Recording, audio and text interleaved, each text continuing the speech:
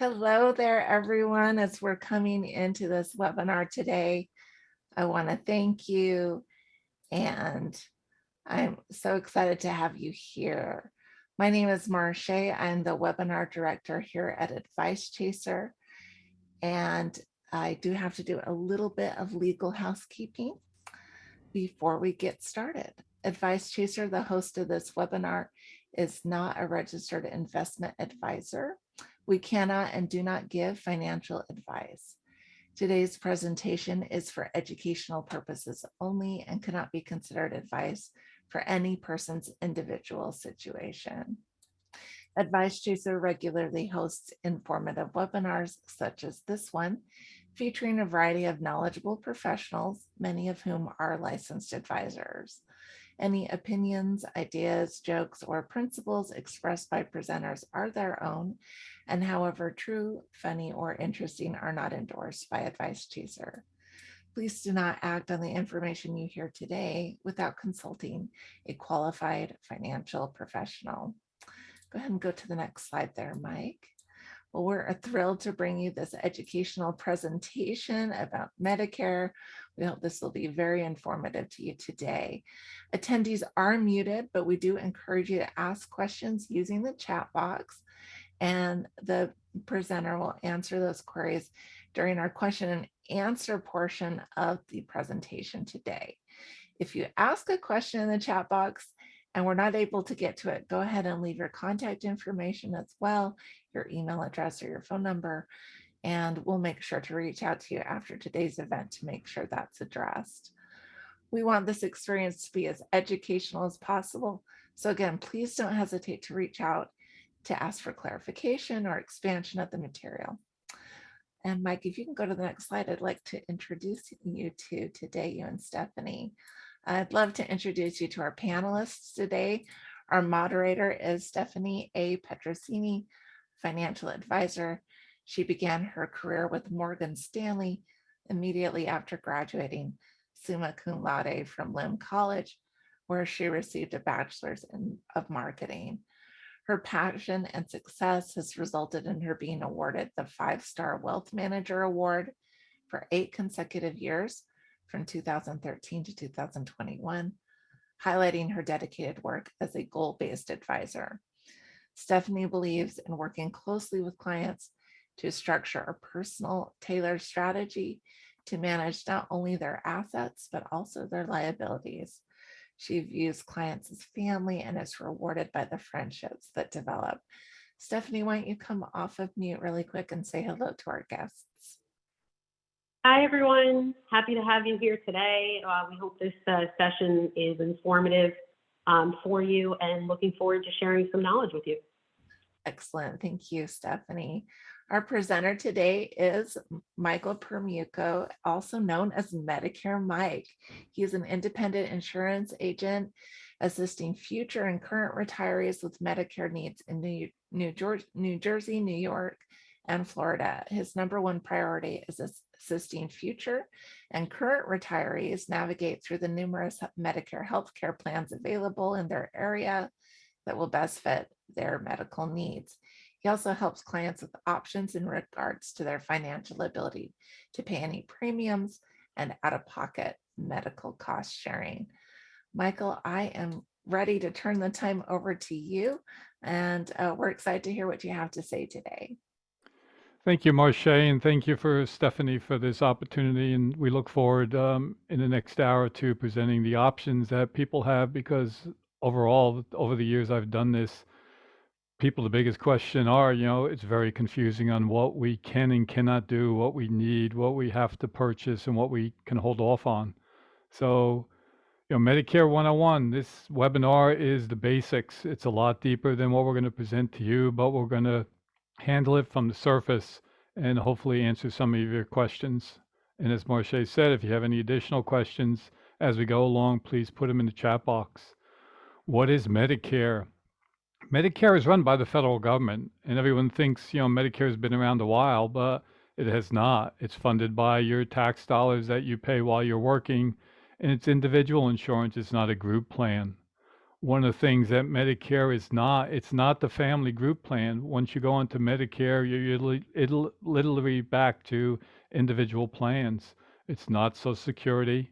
It's not Medicaid. Medicaid is for low income earners, and it definitely is not free. And oops, skipped ahead, but how long has Medicare been around? And the answer simply is 1965. President Lyndon Johnson brought Medicare to the American people, and it's been around since then, Part A and Part B.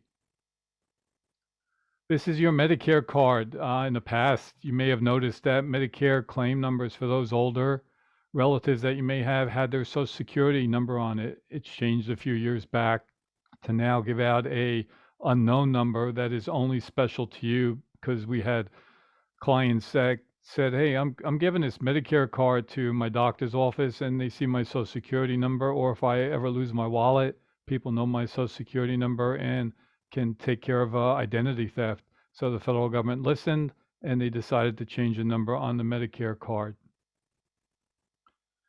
There's 4 parts of Medicare. You have your Part A, which is hospital; Part B, which is medical outpatient; Part C, which is the Medicare Advantage plan; and Part D, which is a prescription drug plan. These are like the first 4 letters of the alphabet that many individuals over the years get confused with, like, do I need an A? Do I need a B? What's a C? Does D come into play? And all of this. Well, A and B is with the federal government. C and D are with private insurance companies. Oops, what did I do there? That's fine. Just go ahead and click on the slide we're on. Yep. There we go. Now, who is eligible for Medicare? This is a major question, because everyone confuses it with being eligible for Social Security at age 62. Well, here's the options: age 65 and paid into Medicare for at least 40 quarters, 10 years; age 65 and paid into Medicare for at least 20 quarters; under 65 and have been on Social Security disability income at least 24 months. Is it B and C or A and C? Simple, A and C. So if you're at age 65, you do qualify to join Medicare. But as we will see in the future, if you're on group insurance, you don't need to. And based on working for 10 years, your Part A, which is the hospital, would be at no cost to you. Answer C, if you're under age 65 and have been on Social Security disability for at least 24 months, you will automatically receive your Part A and Part B card in the mail from Social Security, and then at that point, you can start being on Medicare. Part A, as mentioned, we have the hospital. Typically premium free. If you're dealing with working 10 years, the tax that you paid on that from your earnings have gone into paying for your premium. It provides for your inpatient hospital, skilled nursing, home health care, along with hospice care. Now here's the big deal right here. This is dealing with your inpatient hospital, and this is your Part A. Days 1 to 60, you have a deductible for 2022 of $1,556, and that's for a 60-day period. From days 61 to 90, you see you're going to pay a $389 copay per day. Days 91 to 150, you're paying $778 copay, and it's phenomenal what you're going to have to pay down the road. You know, my colleague and the moderator, Stephanie, is in this business. And Steph, how do you deal with clientele or prospects to talk to them about when they become Medicare eligible and their financial planning for that? I mean, first and foremost, we have to be aware that these costs are going to be incurred. So, you know, obviously that's why we're here today, to learn about some of these things. But when I work with my clients, I mean, I typically build in either as a separate expense or part of their ongoing expenses to account for some of these costs. You know, a lot of our clients are coming from employer-based health insurance plans where a majority of it may be covered. I have a number of clients that have had to pay out of pocket for their own policies. So it's very important that we we segment this and we look at, okay, what is the total possible cost that could be incurred, and plan around that, because we have to, and we're doing retirement planning and funding for their full retirement, we want to make sure that we don't fall short on anything, because we're dictating where their income is coming from as well, what their investment choices. So building in the cost and strategizing where we may have a scenario that accounts for the full cost of, let's say they had a catastrophic event that occurred and required them to be in the hospital for a few months.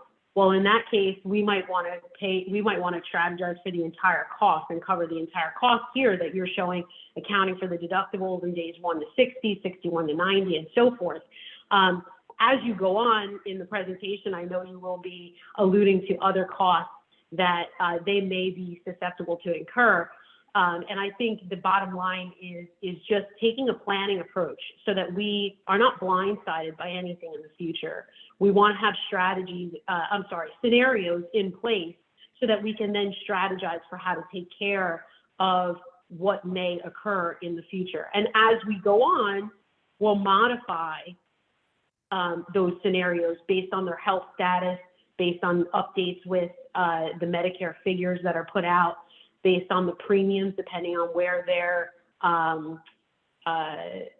income bracket falls. So we are constantly adjusting that, but we have to put a plan in place at the first and foremost so that we can account for a lot of these expenses that Medicare might incur.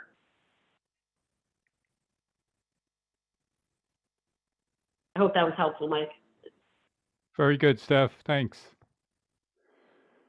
In skilled nursing facility, this has to be preceded by a 3-day stay or longer at an inpatient hospital.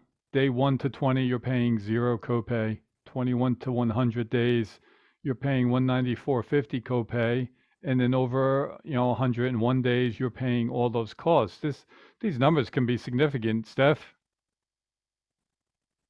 Yeah, and one of the misconceptions is what Medicare will cover.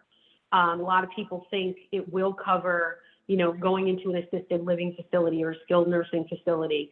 And obviously, as you can see here, there are certain stipulations that you need to that you need to have fulfilled before you can even qualify. Moving mom or dad into a nursing home or assisted living facility is not just going to qualify them for any of this. So we have to build that into the plan as well. It's most often not covered, so we want to take a precaution and build that in as a scenario, like I might have mentioned before. So the bottom line is really it comes down to planning. Thanks, Steph. And now we have hospice care, covering 100% of the care from a Medicare approved hospice program, and home health care that covers 100% of all the Medicare approved home health care visits. Now, this is pretty interesting because in the past, my world, I was selling insurance for the Knights of Columbus.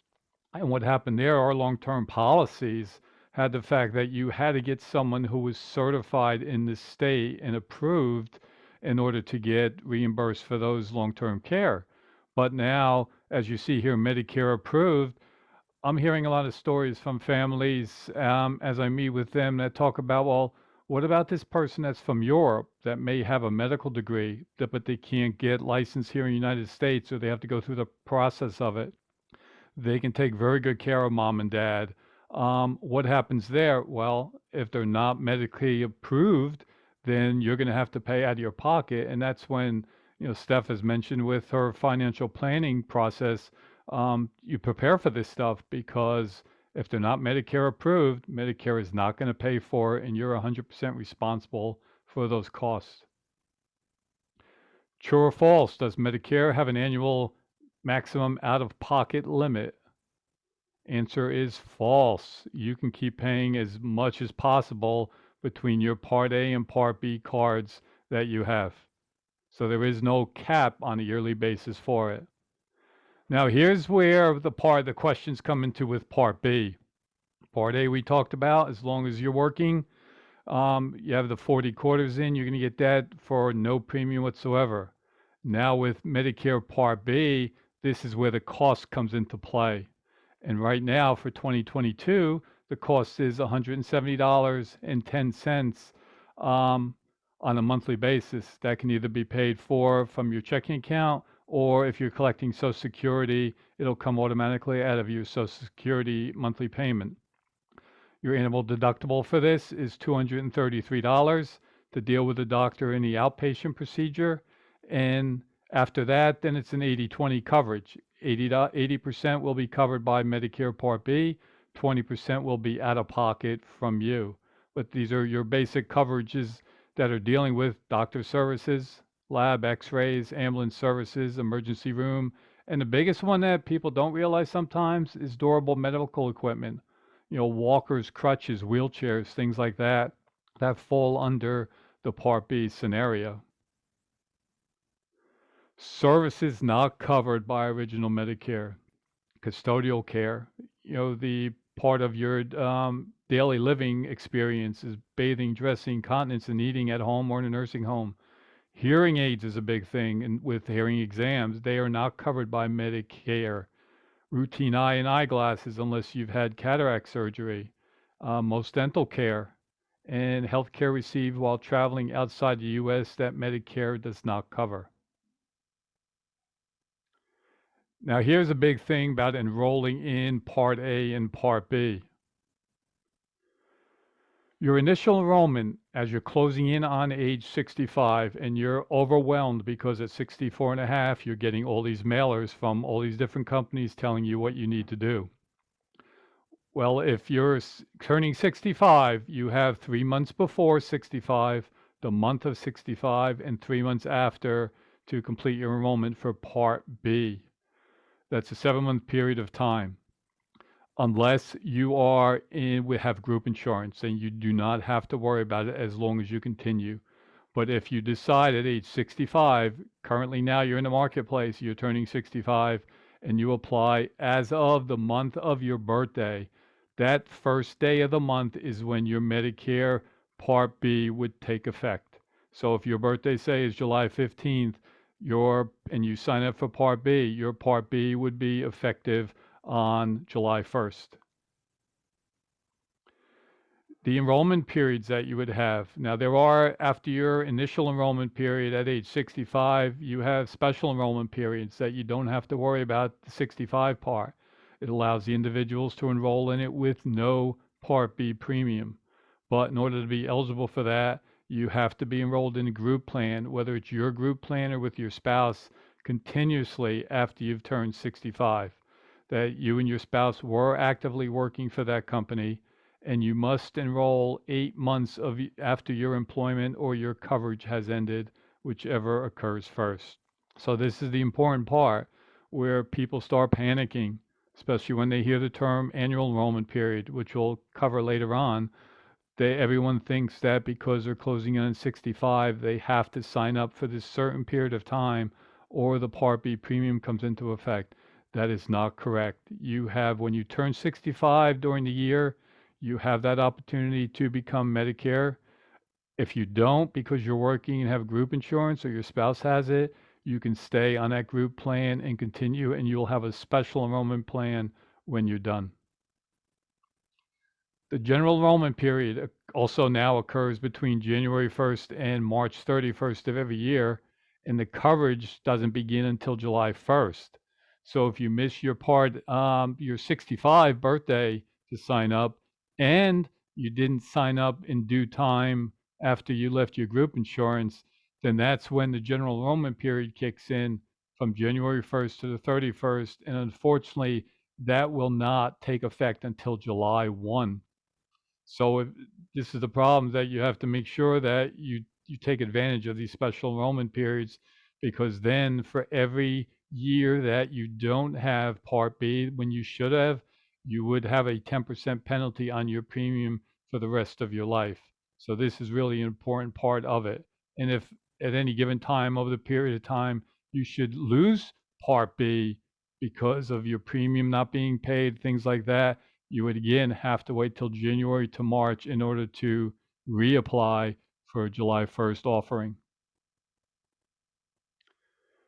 Part C, the Medicare Advantage plan.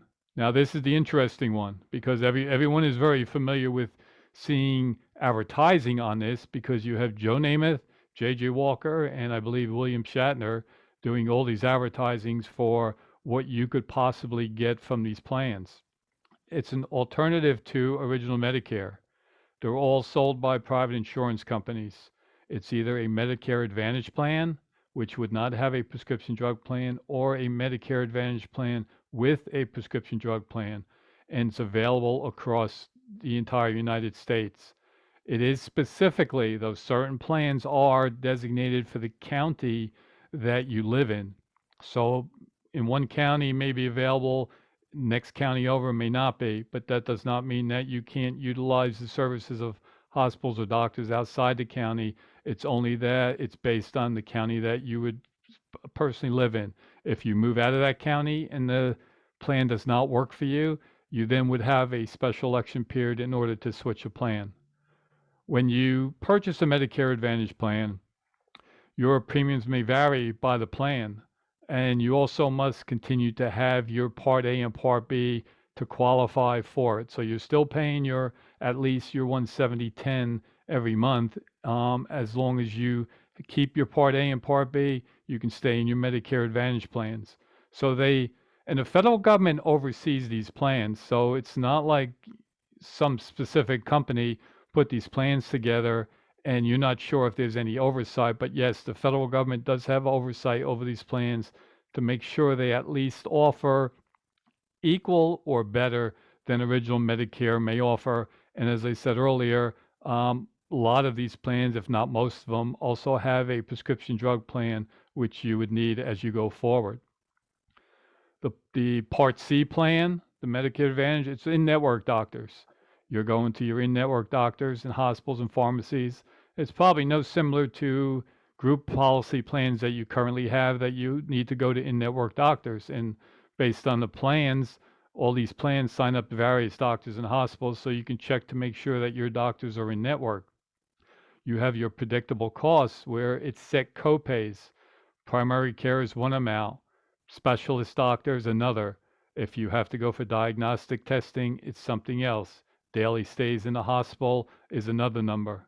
And there are annual maximum out-of-pocket expenses, which could run from $6,500 up to around $7,700.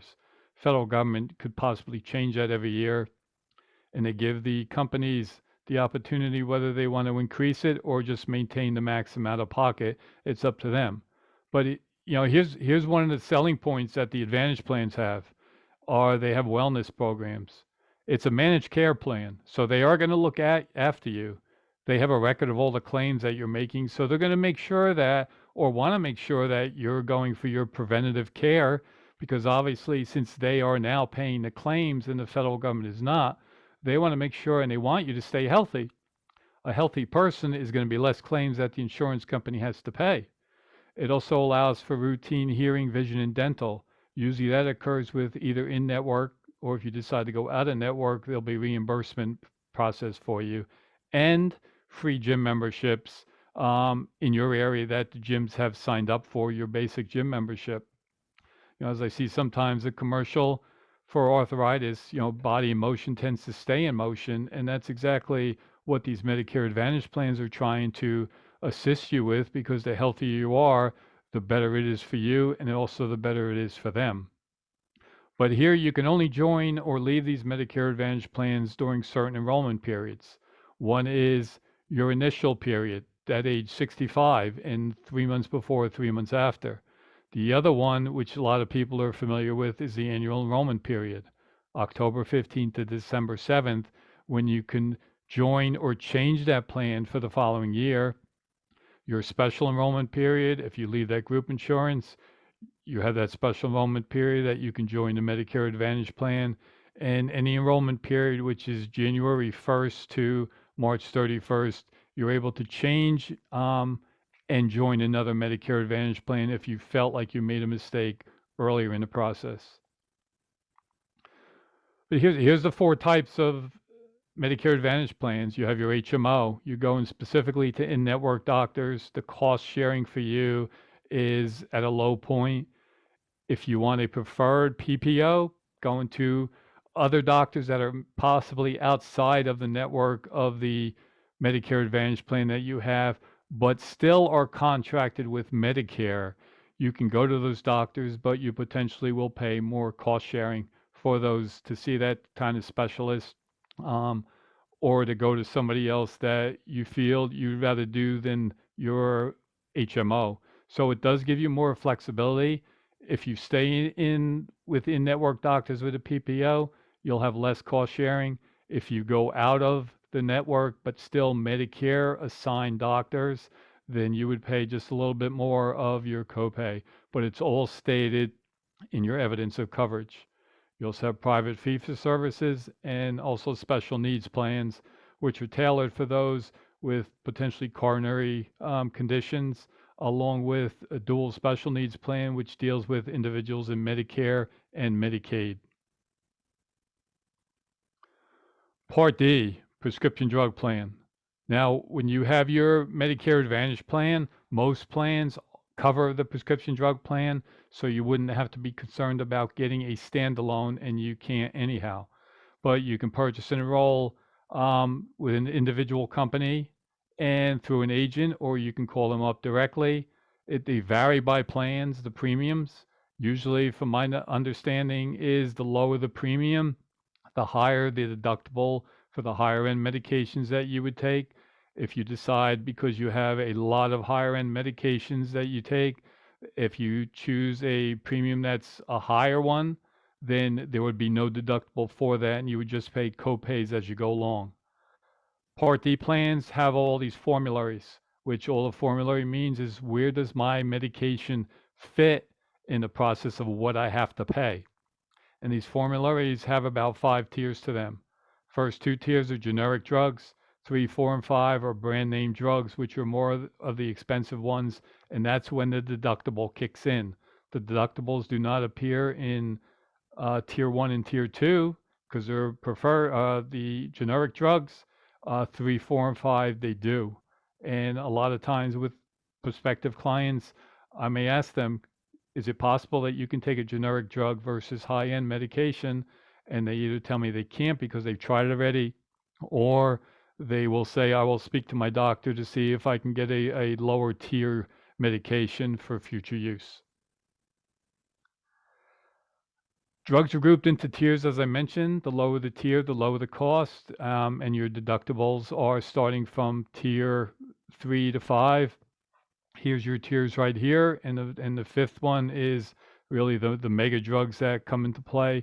But Steph, when you sit down with your clients, how many actually start talking to you about Medicare, or even if they talk about their current prescription drug plans, how they're going to pay for them in the future?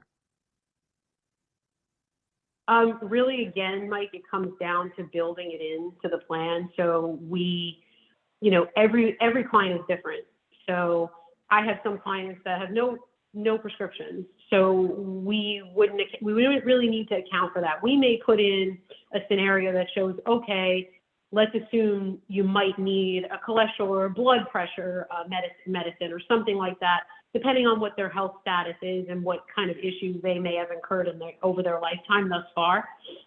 But we sometimes have something in there just in case, because they may be healthy today, but in a few years they may need to account for that within their plan. One of the things I think that is increasingly important, which I know you're going to talk about, is inflation and the cost of things going up. So the cost of these drugs, are not getting any cheaper, as we see now with what's going on in our world. Gas prices are going up, food prices, everything around us has really been very inflated. And we definitely take account for that inflated environment within the planning process. So we want to make sure that everything we account for, whether it's Medicare premiums or prescription drugs, or their co-insurance from like the specialty situations that you discussed before, as far as that they may be out of pocket for, we inflate that so that throughout the life of the plan and as they get older, if something was let's say a drug was costing them $100 today, well, in 15 years, I'm not really sure that drug's going to be $100 still. So we want to make sure that we have that accounted for within the plan, and the costs are incrementally going up so that we can ensure the funding for it on the investment side of the equation. One thing I will mention is that planning earlier is always better. So we may not know what some of these costs are going to be, like Medicare premiums today, and in 20 years, what they're going to be, right? But the sooner we start planning for it and have a plan in place, the easier it is to maneuver around some of those cost changes that as they occur. So when they get that bill or when they get that notice for the following year, what they might be incurring as far as costs go, it's a lot easier to plan for it since we have a foundational plan in place and we can tweak and make little adjustments, and it doesn't throw their whole lifestyle, array because they're trying to figure out how they're going to pay for all of this. So I would say, for prescription drugs, it's just one part of the equation as far as what needs to be accounted for in their expenses as a healthcare expense. Yeah, thanks, Steph. Definitely the cost sharing that the federal government is putting onto the Medicare beneficiaries is going up on a constant basis. And unfortunately, a lot of people haven't planned for that. But reality is going to start hitting them. And here's the various stages of the Part D coverage. You have your deductible. Then after you've spent, including manufacturer discounts, and the pharmacy allows you or tells you when this occurs, because it's not that 4,400 is not just out of your pocket, it's also whatever manufacturer discounts may come with the medications. And you're going up into the donut hole where it's really costing you, then eventually the catastrophic coverage to the end of the year. Now, this is a January 1 to December 31st stage. So once you hit these stages and you end as in New Year's Eve, the next day, January 1st, all of this is going to start all over again. And it really isn't dollar limits, because the premiums are changing, the deductibles are changing. As we all know, the cost of medication constantly changes. So it's very difficult for certain people to maintain their health based on what their medications are all about and the cost of surviving. The fast facts: you must be enrolled in Part A, Part B, or both for your prescription drug. Earlier, I had mentioned about the Medicare Advantage plan. You need Part A and Part B. But with the prescription drug plan, you need either Part A, Part B, or you can also have both. Majority of individuals I come across have both, or you can either opt out of the Part A, the hospital, and just Part B. So some people who may not have the 40 quarters in may not take the Part A because they may have to pay a premium, but you would have Part B paying for it and get your prescription drug plan so you can offset any kind of cost. There was also a pharmacy network. So when you do the research or and have an agent do the research for you, make sure that they check to say who's the preferred pharmacy versus the standard company, because the preferred pharmacy, you're going to be paying less out of pocket for that. And these are the type of plans, again, just like the Medicare Advantage plan, the prescription drug plan is a plan you can change between October 15th and December 7th for the following year.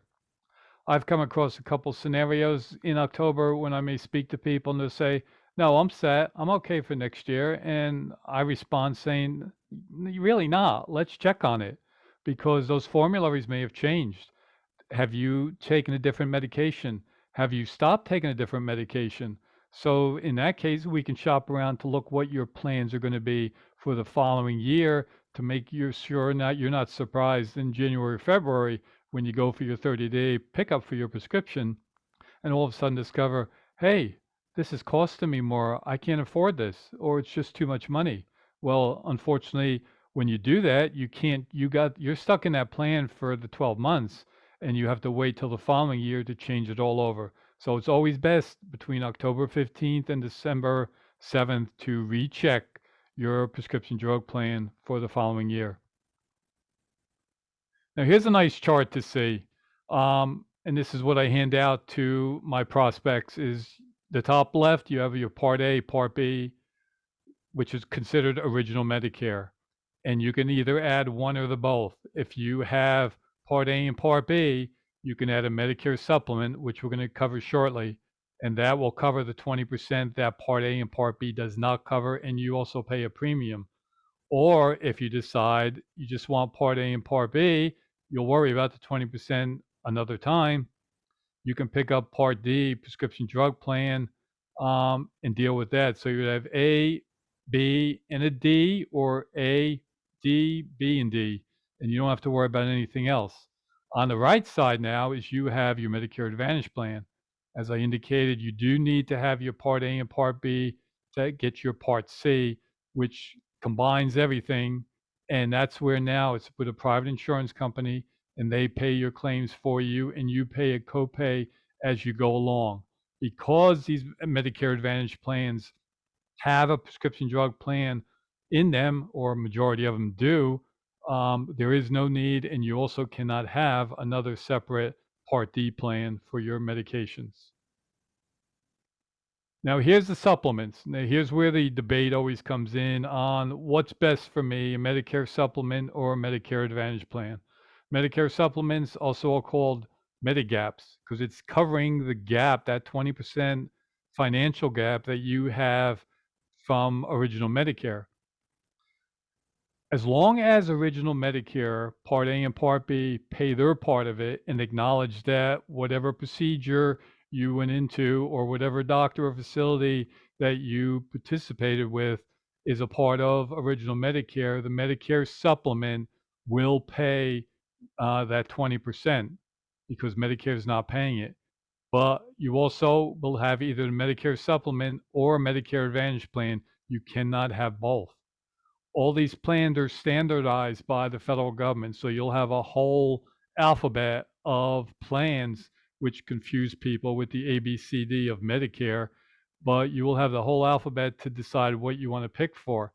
And based on what alphabet letter you pick, it'll also determine what your premium is, along with what your co-insurance out-of-pocket expenses will be. And all of these plans are offered by the private insurance companies in your various states, and not all states may have the same plans as others. Now, here's a breakdown of all the alphabets. You have A, B, C, D, F. F is really no longer here for those that are just turning 65. That was stopped or grandfathered a couple years ago, and that brought on Plan G. And then you have K, L, M, and N. So it is a big thing to research exactly what does the guide say as far as what it's going to pay, if there's more copay that I have to pay, more out of pocket, and what is the cost limit of all of this. So here's a checklist of everything that these supplements with Medicare will pay. And as you notice, all these things on the left, all the benefits, also correspond with what benefits that Medicare has. So this is not technically a standalone Medigap plans. You need Medicare to pay first, and the Medigap plans come in to pay the 20% or whichever plan you have, depending on their percentage that's dealing with their benefit plan. When to enroll. If you decide to go with the Medigap policy, in my opinion, and what I tell my prospects is as soon as you sign up for Part A and Part B and say, again, if your Part B and Part A are going to start on June 1st, my recommendation is automatically sign up for your supplement. So your supplement will start on June 1st. There is from the time you're 65 and Part B, there's a combination, 65 and Part B, you have a 6-month opportunity to enroll in a Medigap plan without getting turned down. It's called a guaranteed issue. So no matter what your health concerns are, they will not be asked of you because of that time frame. After that 6-month period, you will go through an underwriting. and they can either turn you down or they will increase the premium on you because you're obviously potentially in medical situations that may cost them more money over the period of time. So, there are other people that may argue and say, oh, why do I need even a supplement? You don't need a supplement. You can just stick with original Medicare, have that 80% paid for, but do you really want to take a chance on that situation and have to pay that 20% out of pocket and you'll have no choice in doing that versus picking a Medicare supplement plan that you can financially afford with the premiums and go further with soundness of mind and you don't have to worry about when you get sick or decide not to have a doctor follow up because you're afraid of the financial burden it will cause. You staying healthy assists not only yourself, but also these various private companies in the amount of claims that they may have to pay. So here's the combination when I sit down with prospects and talk about the Medicare Advantage plan versus the Medigap, what's best for me. Well, first, what I do is I lay everything out because I'm licensed to sell the Advantage plan in 3 states, in the Medigap plan in 3 states, and I'm certified every year to sell the Medicare Advantage plan to individuals. So I talked to them about having to deal with being in network. Do you have comfort with that? These networks aren't very small. They're very big networks in the area that you can assist to. And a lot of plans, as you travel along, you can also get assistance and get coverage as you go to other states. It also has Part D coverage. So you would have no problem with paying a separate premium on that because it's all encompassed in the Advantage plan. The Advantage plans are just as good as original Medicare, and even some are even better. It's a guaranteed issue as long as you're again in that special election period or when you turn 65. You have those enrollment periods that we talked about, and you keep Part A and Part B. The supplement, you can go to any Medicare assignment facility or doctor. You don't have to worry about in-network, but you're going to pay a premium. And you also will have a Part D premium involved because there are no supplement plans anymore that have a Part D coverage in them. So the benefits are standardized across all plans. So no matter what company you choose, the coverage is going to be the same. The only difference would be a few dollars potentially on the monthly premiums that you incur. They may be subject to underwriting if you decide to sign up after your guaranteed issue period. You can enroll at any time during the year. You don't have to worry about a special election period to deal with your Medigap plan. But just like the Medicare Advantage plan, you have to be in Part A and Part B in order to qualify for that. So your initial enrollment period, the IEP, again, 3 months before you turn age 65, that month, or 3 months after your 65th birthday. If you're before 65, you're getting Medicare or you have Social Security disability income to disability, you'll have that opportunity as soon as you also turn 65 to make any changes that you decide to do at that point.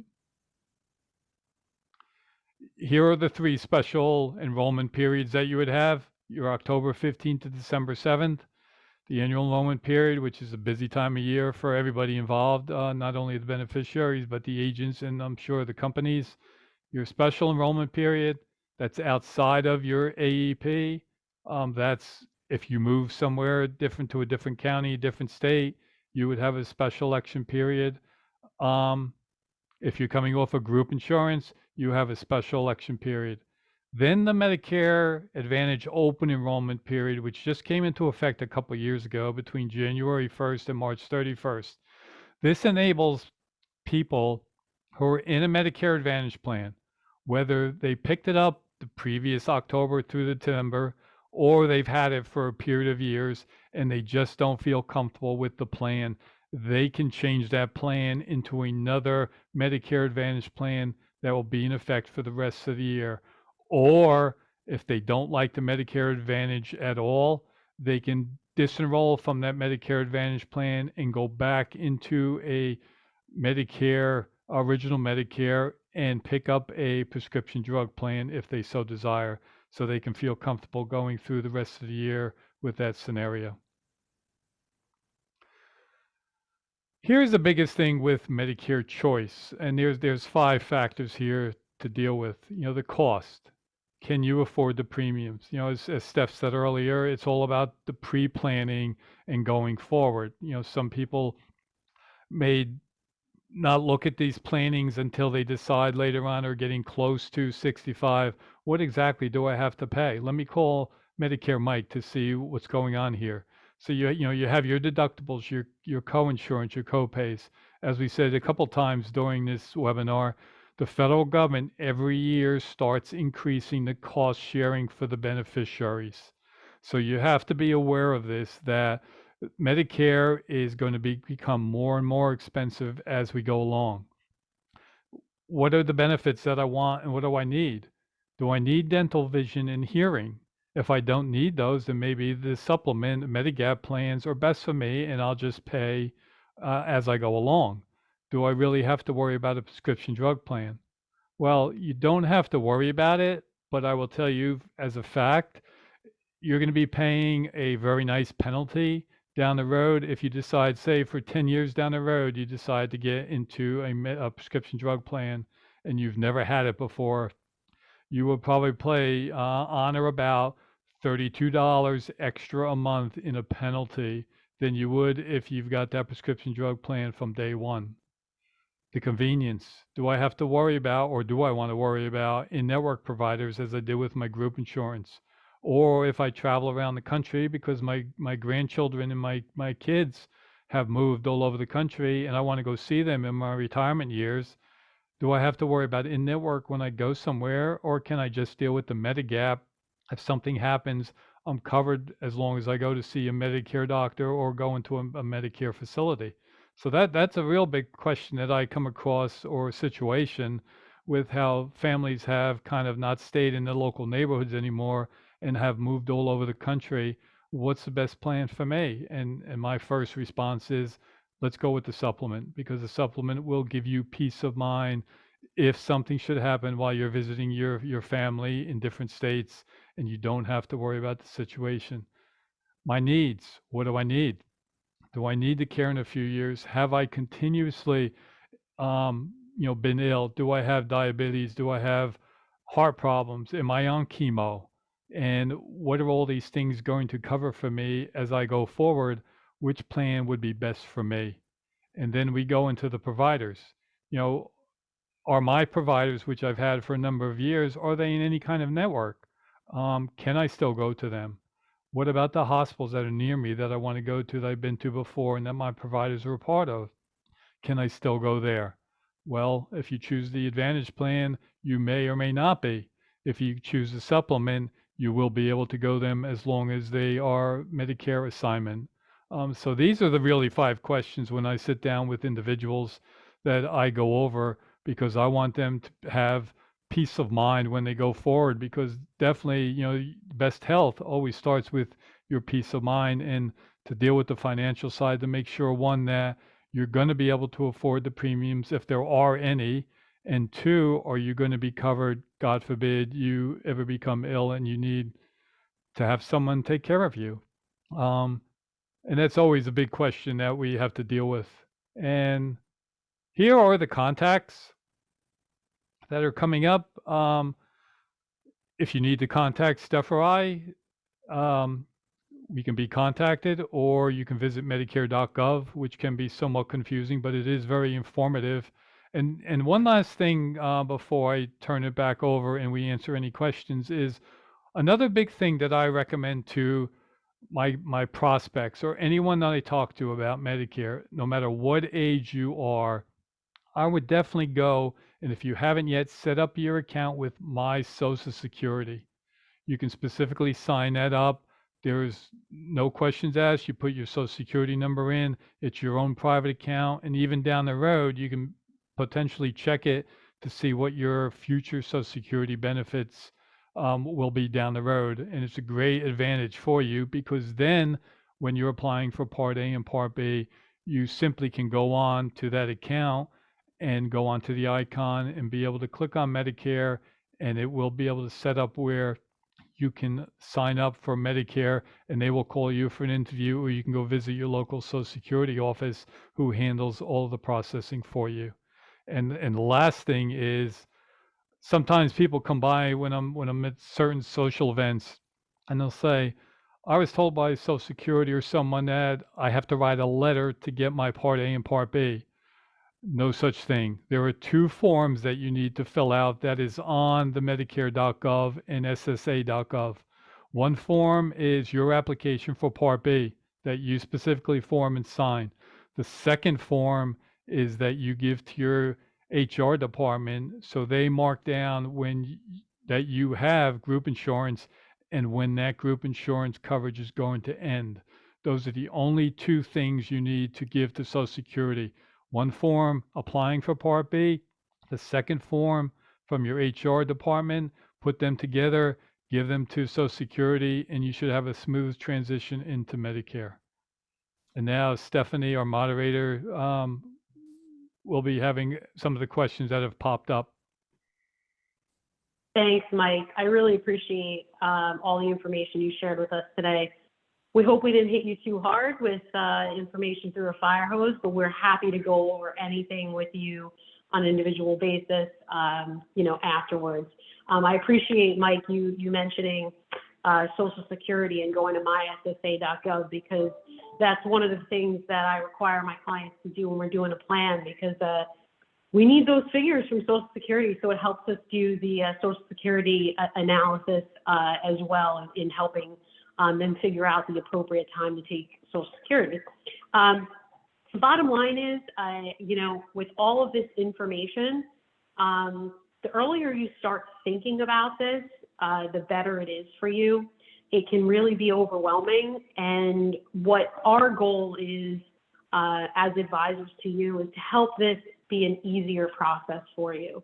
And the first question that I like to ask my clients is what do you want? And you need to think about it in order to answer that question, right? Do you think you might want to stay at home as you age? Do you think you might want your kids involved in your care? Do you have you thought about living in social situations that you may come up, or the absence of social situations, whether you're living at home or in a community? And I think if you have the appropriate advisors lined up, like myself, like Mike, like home care liaisons, that can help you coordinate this transition into your elder lifestyle, we can help make it a lot easier for you, answer all the questions, and give you a lot more peace of mind. So with that being said, thank you all so much for attending. We have a few questions that came through the chat. Mike, our first question is, can you have group insurance and Medicare at the same time? Which is a great question for those that are now often working past age 65. What do they do in that situation? You can have group insurance with Medicare. If you have less than 20 employees in your company, you actually need to sign up for Medicare at 65, and that becomes primary and your group insurance becomes secondary. If you have more than 20 employees in your company, you can have both. Your group insurance would be primary, Medicare would be secondary. But understand with this is if you have Medicare Part A and Part B, then you're looking at having to pay that $170.10 a month. And I'm not really certain what the benefits of that would be. The only thing I could say is, those that may have a younger spouse by a couple months or a year or so may need to, continue to work also, because until their spouse is 65 years of age. But you can have both, but then you have to look at the financial side of it to see if it's worthwhile. And I've never come across one scenario that says it is. Great. And do you need a prescription drug plan to go along with that? Like, what would happen? Obviously you gave us the qualifications of how to get on Part D, which is the prescription drug plan. But, let's say someone doesn't have any medications or is not foreseeing that, would they have to sign up for Part D?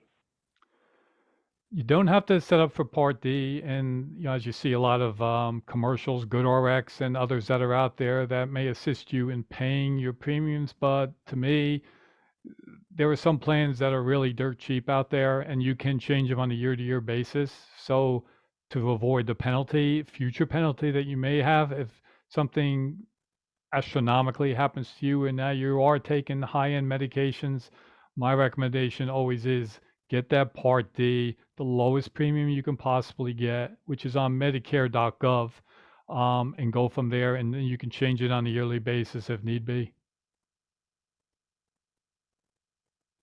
Great, great. Thank you. Yeah, very, very helpful. And it helps that you can change that every year because your situation may change.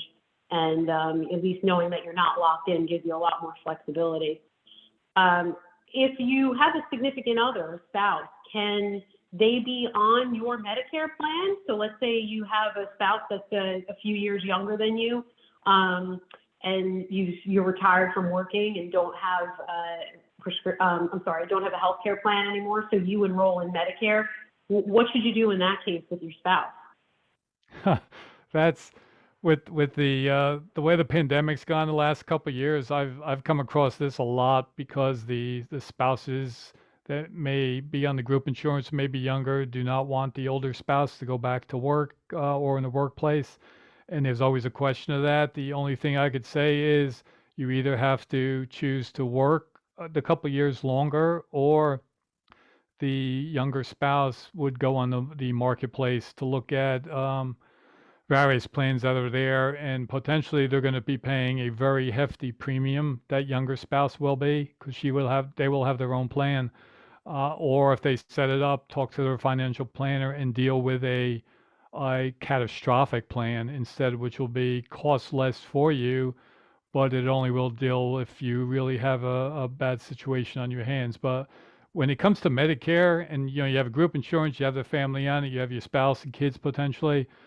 When it comes to Medicare, you're now back into an individual plan. So, there is no merging when it comes to Medicare, and the spouses can get their own separate plans, whether it's the Advantage or the Supplement, but they're on their own when they become 65 and get off group insurance. Okay, so another plug for why planning is increasingly important, because if you are in a situation where, I don't know very many people that are the exact same age as their spouse, but hey, I have come across that a couple of times, a few days apart or so. But it is very important to plan for that, because we may have to have an interim period of time where we have a high cost to cover that other spouse that is not eligible for Medicare yet. And I can build in those time frames during a scenario so that we make sure that those costs are accounted for. Thanks, Mike. It's unfortunate that we can't take advantage of any spousal benefits, but that is the way that the Medicare system works. It's on your own record. I think we may have time for one more question. So actually, we do have a couple more that came in that I'd love to do, and we can run Sure. over a couple more minutes if that's okay. I sent them to you. I'm not sure that you got them yet. I did. Okay. So is Medicare available to a non-U.S. citizen, Mike? That's a very interesting question. I'm curious to see the answer. I don't know much about it. Yes, and about 4 weeks ago, I couldn't even give you that answer. But I recently had calls from individuals and on their parents. One was from, they were both from Eastern Europe. And my research came back to say, yes, they can, as long as they were legal in the United States for the past 5 years or a 5-year period. The downside to that is, since they have not worked in the United States, they would have to pay for their Part A, which is closing into $500 a month. And they would have to pay for Part B, which is right now $170.10. So as I said earlier, you don't have to get both of them. So if nothing else, I'm sure they may settle on getting just the Part B for their parents for $170.10, and just hopefully they never have to worry about going into a hospital. Great. That's helpful. Will the Another question is, will there be a penalty if I do not enroll in Part B when I'm 65 years old? I think you might have addressed this earlier, but great to refresh us again about the rules with enrollment. Is that Part D as in David? No, B is in boy. Okay, yeah, as long as you have group insurance, you're not going to get penalized. That's the big thing because the federal government considers group insurance credible coverage. COBRA, however, is not credible coverage. So it has to be group insurance. And until that was the important part with, as I mentioned, the form when you submit for Part B, that HR form will actually say, when did you start this coverage and when are you ending? So as I say to individuals, when you're going to fill out that form, make sure if, say, you're going to start on July 1st for full Medicare for Part A and Part B, that your HR people say that your plan with the group insurance is going to end on June 30th. So you end on one day, the next day, you're now into Medicare and you can go forward and there will not be any penalty. If you are, say, self-employed and you're currently on the marketplace and you become 65 and you do not sign up for Medicare at that stage, which I'm not certain why you wouldn't, but you would get penalized at that stage because you're not a part of group insurance. You know, the marketplace insurance is not considered credible coverage. Okay. Okay, so, you know, this particular situation, client is retiring from, you know, a job in July, right? And so has their health insurance group coverage until then. Do they have 6 months until after that date to choose a supplement plan if they have Part B and A already? What's the time frame? Well, if they have Part B as of July 1st, because then you Okay. have 6 months from 65 and your Part B effective date for the guaranteed issue. Now, if you're a marathoner, which doesn't really mean you're healthy, because I've heard marathoners with bad hearts, but if you want to take the chance and go through underwriting, you can go through underwriting and not worry about it. But most of the individuals I deal with, as soon as they know they're going to deal with the supplement, I make sure that their effective date starts with the same effective date as their Part B, because then they're covered 100%. Okay, and I think we have a final question here, which is, is there financial assistance for any of the cost of medications? Is there any types of subsidies that are out there, and how can someone go about receiving those? Yes, there are what they call extra help, and you would have to contact your state. It's usually Department of Health and Human Services, and they can assist you with extra help where if you qualify, depending on your income, those qualifications may also assist with your Part B premium. And if you have certain different plans that are different names in different states, that's why I'm here in New Jersey right now. So it'd be tough to tell a national audience, but you're looking at potentially minimal generic and brand coverage for any of the medications. So you would still need a Part D plan, which the state would pay for, but you would be paying less copays than you would if you just had a standalone prescription drug plan. Well, Mike and Stephanie, I thank you so much for being here. I did have one follow-up question I wanted to get in here that we didn't get to. So you talked about how people can purchase Medicare, I guess basically retail if they haven't got enough work credits. Does that apply to people like non-working spouses or ex-spouses? Yeah, what the best thing would do is calling their local Social Security office, because Social Security literally has, going back 2 years now, because filing has just occurred for 2021. So all of financial assistance would be back, or records would be back from 2020 backwards. And what Social Security has everything in front. So they would be able to say if, you know, the other spouse had enough work credits they may partially pay for Part A versus the entire amount of the premium as someone who didn't work at all and had no one else, such as some immigrant that's have come over to the United States. All right. Well, thank you so much. I appreciate you taking the time to or answer questions and stay a little bit over our scheduled time. This is what happens sometimes when we do these webinars. We get so many good questions. We go a little bit over.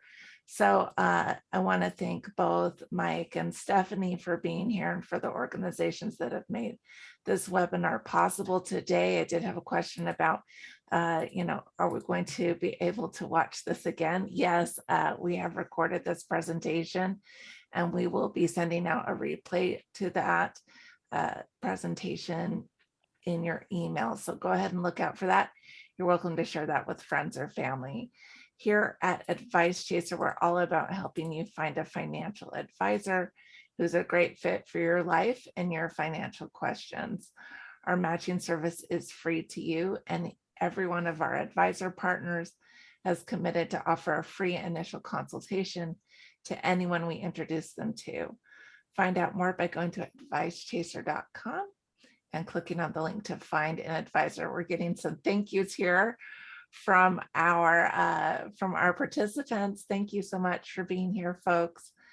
From Advice Chaser, we will see you at another webinar soon. Goodbye, everyone.